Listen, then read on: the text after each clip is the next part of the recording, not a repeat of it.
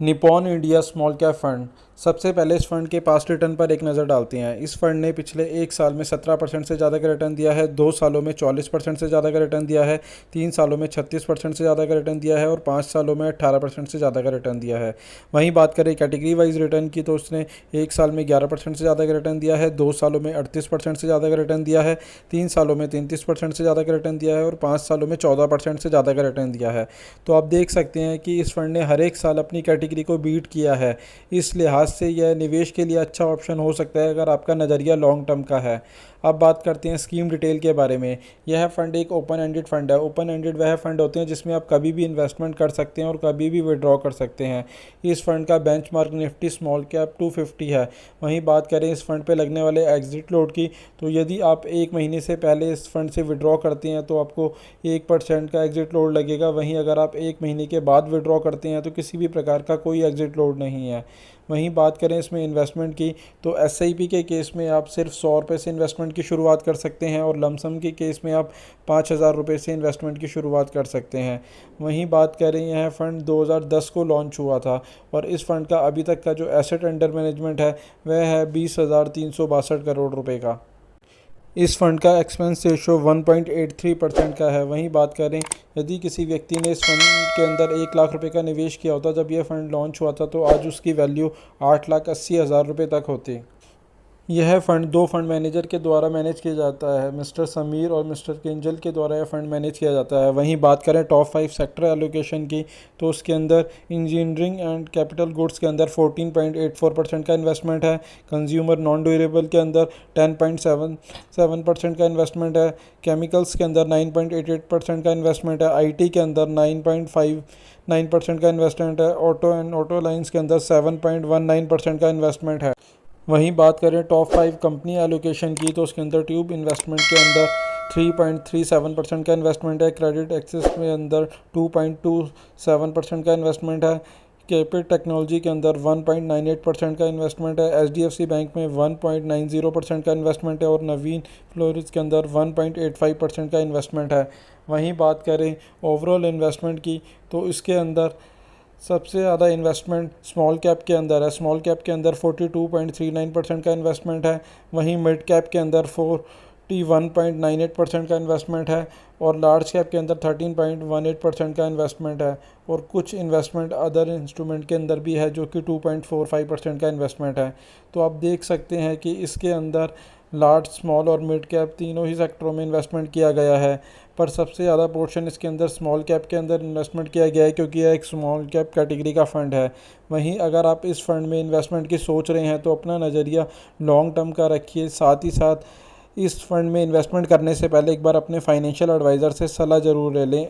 अगर आपका नज़रिया लॉन्ग टर्म का हो तभी इसके अंदर इन्वेस्टमेंट करें। Kotak small cap fund. सबसे पहले इस फंड के पास्ट रिटर्न पर एक नज़र डालते हैं। इस फंड ने पिछले एक साल में 12% से ज़्यादा का रिटर्न दिया है, 2 सालों में 45% से ज़्यादा का रिटर्न दिया है, 3 सालों में 37% से ज़्यादा का रिटर्न दिया है और 5 सालों में 18% से ज़्यादा का रिटर्न दिया है। वहीं बात करें कैटेगरी वाइज रिटर्न की, तो पिछले एक साल में 12% का रिटर्न दिया है, 2 सालों में 38% से ज़्यादा का रिटर्न दिया है, 3 सालों में 32% से ज़्यादा का रिटर्न दिया है और 5 सालों में 14% से ज़्यादा का रिटर्न दिया है। तो आप देख सकते हैं कि इस फंड ने पिछले 5 सालों में हर एक साल अपनी कैटेगरी को बीट किया है। इस लिहाज से अगर आपका नज़रिया लॉन्ग टर्म का है तो आप इसमें निवेश करने की सोच सकते हैं। वहीं बात करें स्कीम डिटेल के बारे में, तो यह फंड एक ओपन एंडेड फंड है। ओपन एंडेड वह फंड होते हैं जिसमें आप कभी भी इन्वेस्टमेंट कर सकते हैं और कभी भी विड्रॉ कर सकते हैं। इस फंड का बेंचमार्क निफ्टी स्मॉल कैप 250 का है। वहीं बात करें इस फंड पे लगने वाली एग्जिट लोड की, तो यदि आप एक साल से पहले 10% तक अमाउंट रिडीम करते हैं तो उस पर आपको किसी भी तरीके का कोई एग्जिट लोड नहीं है और यदि उससे ऊपर का अमाउंट एक साल से पहले करते हैं तो 1% का एग्जिट लोड लगेगा और एक साल के बाद करेंगे तो किसी भी प्रकार का कोई एग्जिट लोड नहीं है। वहीं बात करें इसमें इन्वेस्टमेंट की, तो एसआईपी के केस में आप 5,000 रुपये से इन्वेस्टमेंट की शुरुआत कर सकते हैं और लमसम के केस में आप 5,000 रुपये से इन्वेस्टमेंट की शुरुआत कर सकते हैं। यह फ़ंड 2005 को लॉन्च हुआ था। वहीं इस फंड का अभी तक का जो एसेट अंडर मैनेजमेंट है वह है 7,783 करोड़ रुपए का। वहीं बात करें यदि इस फंड ने जब फंड ये लॉन्च हुआ था किसी व्यक्ति ने 1000 रुपये की SIP की होती तो उसको इसके अंदर लगभग 17% तक का रिटर्न मिला है। वहीं अगर इस फंड में किसी ने 1 लाख रुपए का इन्वेस्टमेंट किया होता जब ये फ़ंड लॉन्च हुआ था तो आज उसकी वैल्यू 16,51,000 रुपये तक होती। इस फंड के फंड मैनेजर मिस्टर पंकज रिबवाल हैं। वहीं बात करें टॉप 5 सेक्टर एलोकेशन की तो उसके अंदर कंज्यूमर नॉन ड्यूरेबल के अंदर 14.31% का इन्वेस्टमेंट है, इंजीनियरिंग एंड कैपिटल गुड्स के अंदर 13.64% का इन्वेस्टमेंट है, इंफ्रास्ट्रक्चर के अंदर 9.25% का इन्वेस्टमेंट है, कंज्यूमर ड्यूरेबल के अंदर 9.03% का इन्वेस्टमेंट है और कैश इनोवेशन के अंदर 7.93% का इन्वेस्टमेंट है। वहीं बात करें टॉप 5 कंपनी एलोकेशन की तो उसके अंदर सेंचुरी प्लाईवुड के अंदर 4.58% का इन्वेस्टमेंट है, कंफर्म यूनिवर्सल लिमिटेड में 4.31% का इन्वेस्टमेंट है, शीला फोम में 3.49% का इन्वेस्टमेंट है, गैलेक्सी के अंदर 3.39% का इन्वेस्टमेंट है, रत्नामानी मेटल के अंदर 3.07% का इन्वेस्टमेंट है।